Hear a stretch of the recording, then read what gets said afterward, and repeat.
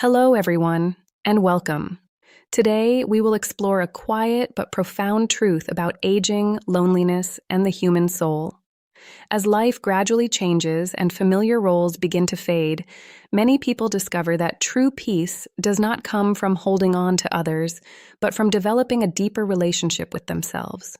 As human beings grow older, their deepest fear is rarely found in gray hair or a body that slowly loses strength.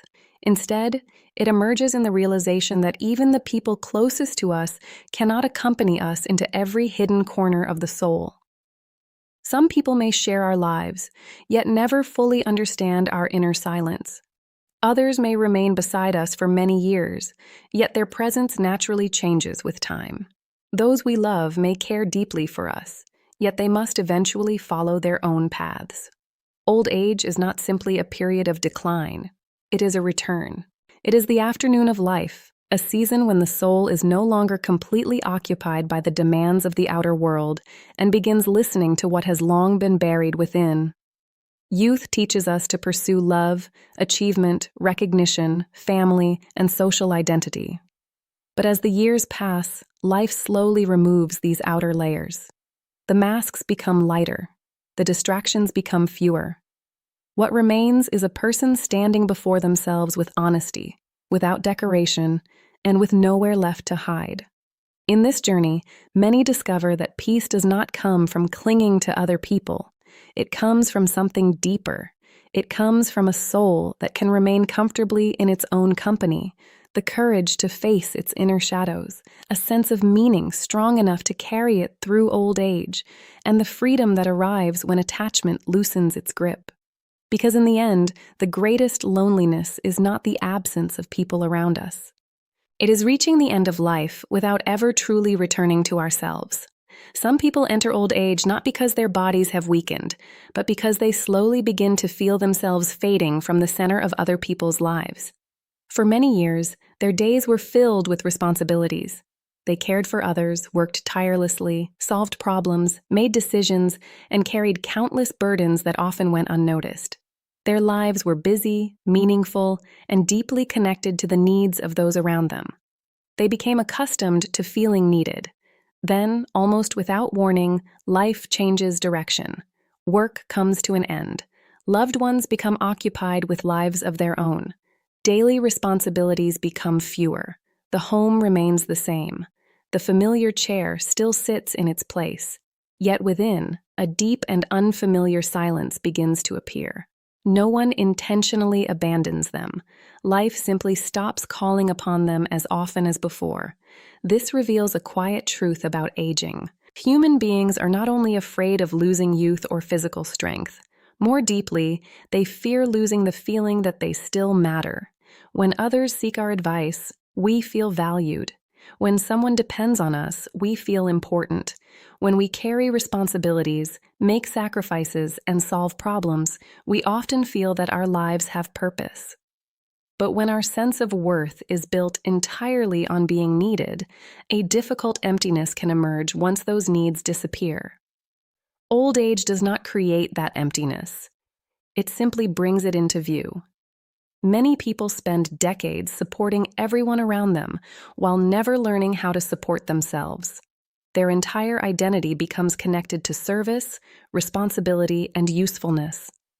Then one day, when the demands lessen, they are left asking a painful question: who am I when no one needs me in the same way anymore? This question carries a deep emotional weight because it forces us to confront a part of ourselves we may have ignored for years. Gradually, some people begin to discover a different way of living. They start taking quiet walks without distractions, simply listening to the sound of their own footsteps. They sit with a cup of coffee prepared exactly the way they enjoy it. They revisit old songs, forgotten interests, and passions that once brought them joy. At first, these moments seem small and insignificant, but over time, they become something much more important.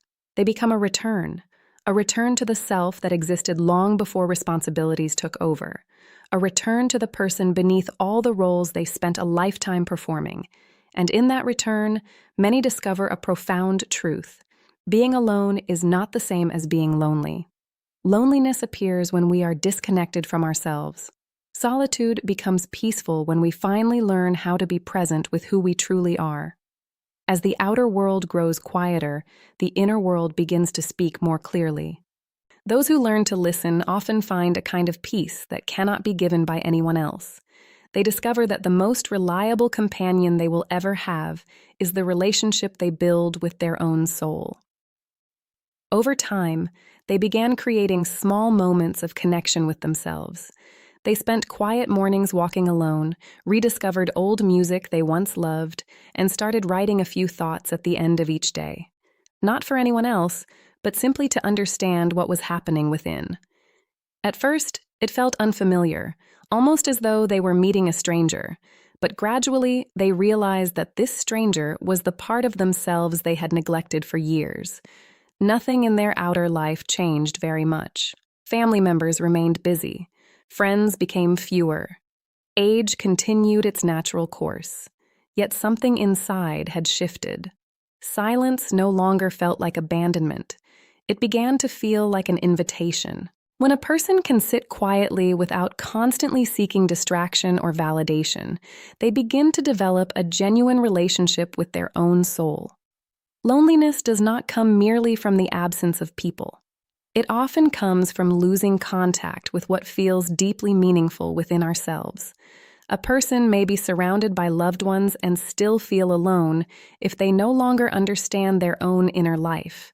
A soul that can remain with itself is not cold or detached. It still loves, still appreciates companionship, and still values relationships.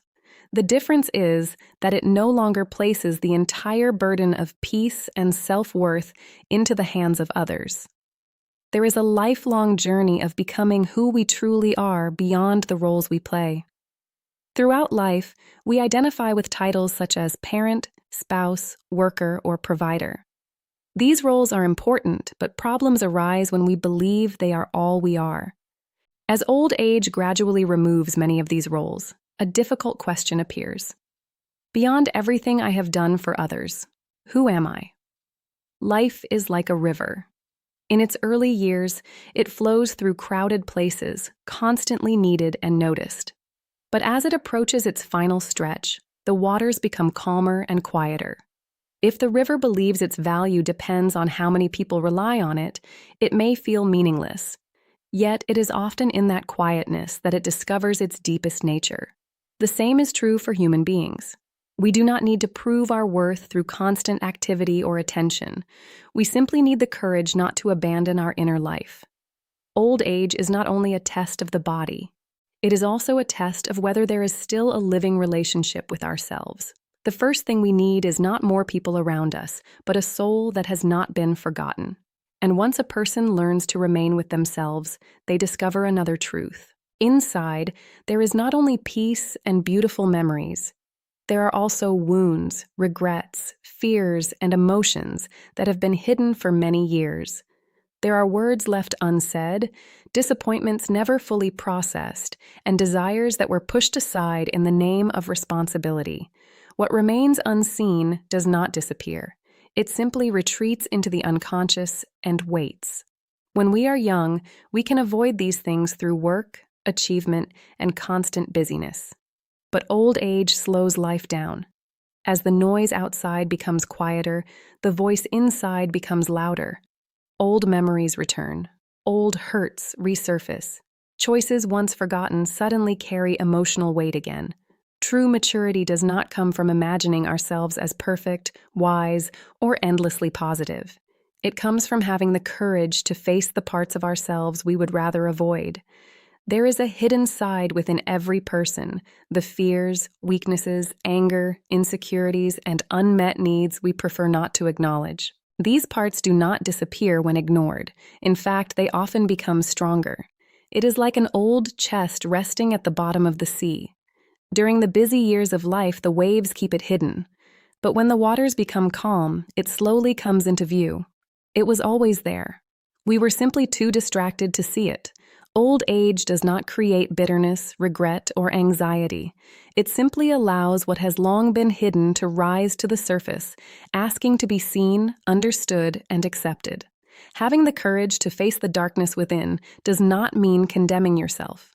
Many people avoid their shadow because they fear that admitting jealousy, fear, selfishness, or past mistakes will make them a bad person. But the goal is not self-hatred. The goal is wholeness. Wholeness does not mean perfection. It means no longer dividing yourself into a version worthy of love and another version that must remain hidden. True maturity begins when a person can say, "These difficult parts are also mine. I may not be proud of them, but I will no longer pretend they do not exist." What we deny rarely stays buried. Unacknowledged fears, anger, and insecurities often appear as overreactions, resentment, control, or repeated relationship patterns. We think we are reacting to the present, but often an old wound is speaking through us. That is why old age becomes lighter when a person stops trying to rewrite their life as a perfect story. No one reaches old age without mistakes, regrets, moments of weakness, or hidden resentment. The question is not whether darkness exists. The question is whether we are honest enough to face it. A peaceful elder is not someone with a flawless past. It is someone who no longer spends energy hiding that past from themselves. Facing our shadow also makes us more compassionate. When we recognize our own fears and flaws, we become less eager to judge others. We understand human weakness more deeply because we have seen it within ourselves. This is a quiet form of humility, the understanding that every person carries unseen struggles and untended wounds. The task is not to dig into the past to punish yourself. It is simply to observe what still lives within you.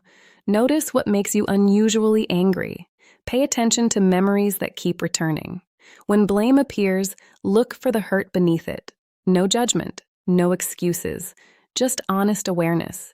The first step toward healing is not becoming a different person. It is stopping the pretense that you have no darkness at all. And when a person finally dares to face that darkness, something unexpected happens. They do not become darker. They become freer. Number 3, a meaning deep enough to carry you through old age. Once a person begins to understand themselves more honestly, another question naturally arises. What gives my life meaning now? Many people enter old age believing that their most important chapter has already ended. They wait for visits, phone calls, or the next event to break the routine. Yet the soul was never meant merely to wait. Even in the later years of life, it still needs purpose, direction, and a reason to greet the morning. Many people spend decades devoted to work, family, and responsibility. When those roles fade, they often feel as though their usefulness has disappeared with them. But the problem is not that meaning is gone. The problem is that they are still looking for it in the places where it once lived. The second half of life follows a different path from the first. Youth is often concerned with achievement, identity, success, and building a place in the world. Old age asks a deeper question. What do all my experiences mean? Meaning is no longer measured by productivity, recognition, or status. It is found in transforming experience into wisdom, suffering into compassion, and memory into understanding. Life can be compared to a musical instrument. In youth, we want it to be heard by everyone. In old age, it may play in a much quieter room. Fewer people hear the melody, but each note carries greater depth. The value of the music was never in the size of the audience. It was always in the truth of the song. The same is true for life. Meaning in old age is not found in being at the center of everything. It is found in becoming a source of insight, warmth, and guidance. A lesson shared, a story passed on, a kindness offered, or a piece of wisdom given to someone who needs it. When we begin to see our years not as something behind us, but as something we can still offer, old age stops feeling like a closed door. It becomes a light that continues to shine, even as the evening grows quiet. Those who once cared for a family do not need to keep everyone close in order to feel meaningful. They can become guides, storytellers, and keepers of wisdom. Those who have suffered deeply do not have to remain trapped in resentment. They can become people who understand the pain of others with rare compassion. Meaning in old age often arrives quietly. It may be found in a story shared, a letter written, a meal prepared with care, a memory passed down, or a lesson that helps someone else find courage. When we are young, we often believe meaning must be grand.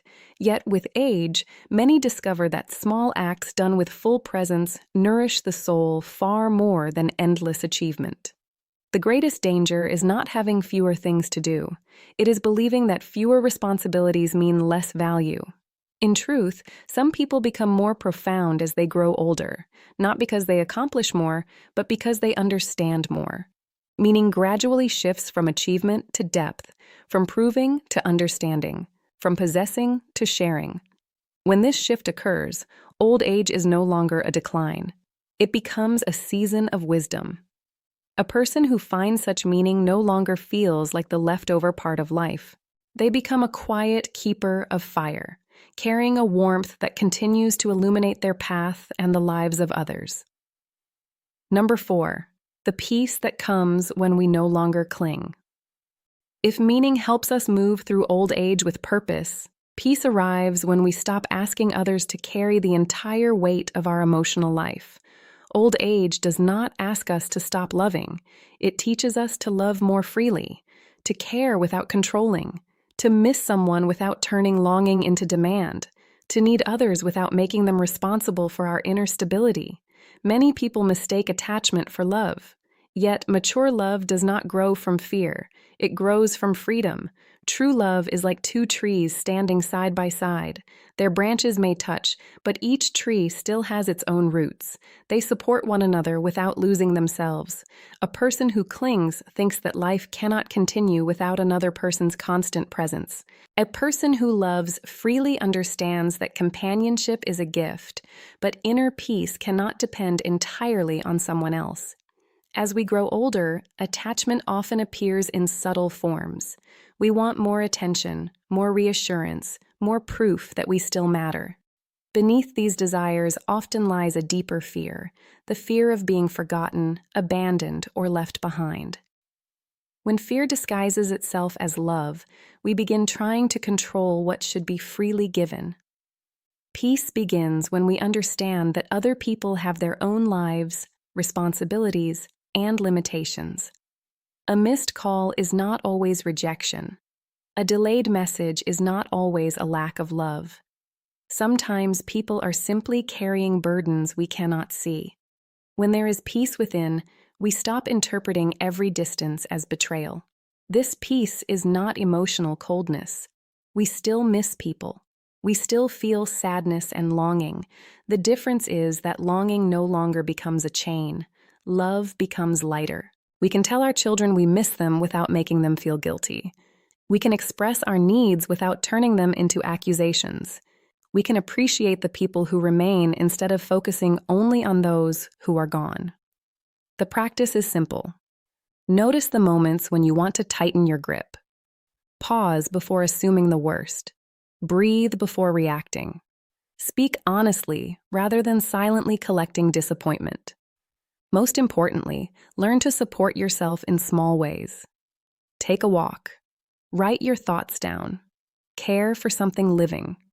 Sit quietly with your breath. And remember that love is a gift, not a rope. In the end, old age does not ask how many people stand beside us. It asks whether we can remain steady when life inevitably changes. No spouse, friend, or child can return to our soul for us. No one can face our shadows, discover our meaning, or create our inner peace on our behalf. The second half of life is not meant to repeat the desires of youth. It is an invitation to move deeper into oneself, a soul that can be alone without fear, a heart that can face its darkness without shame, a life guided by meaning rather than achievement, and a love that does not cling. These are the things that allow old age to become not the final chapter of decline, but the ripening season of the soul. And perhaps this lesson is not only for those who are old. Perhaps it is for anyone who wishes to prepare for the future by living more honestly today. Because old age does not take away the soul. It simply reveals whether we have truly learned to live with it.